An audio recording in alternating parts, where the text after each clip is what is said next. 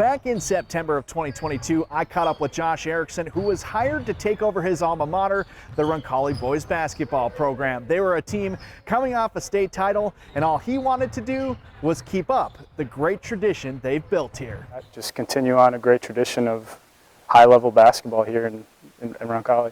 Fast forward to a little over 2 years later, in his third year as head coach, he has his squad back to playing at that high level. Hey, DHO! He tells us all the time, like, we're playing with a Roncalli jersey on, like, it's Roncalli, like, we gotta live up, like, push to live up to those expectations. During his playing days, Erickson helped set those high expectations. Now he's trying to instill on his players what it takes to live up to them. There's a lot of things that go into that. Stick to the culture that we've had since I was an athlete here. His coaching career with the Jets did not start out how he wanted during the 2022-23 season, missing almost half of it with a form of Stevens-Johnson syndrome. 3 weeks in intensive care.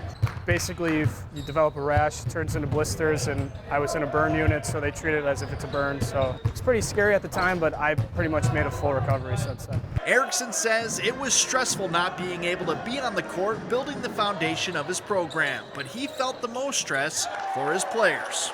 I think it was really tough to miss him because we started off with him there for like a month or two, and then all of a sudden he's just gone. I think there was a lot of really hard times for the seniors at the time. We wanted to have a good season, young guys who were looking for leadership and guidance. A lot of underclassmen played during Erickson's first 2 years where they had some struggles.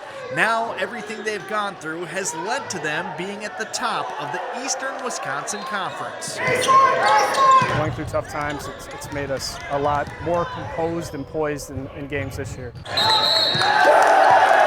The Jets are improved across the board in year 3 of the Erickson era, and they're excited about what the future holds. We're making our name known again, and we're just playing good basketball. Next up for Roncalli, they host New Holstein on Tuesday night. In Manitowoc, John Miller, NBC 26 Sports.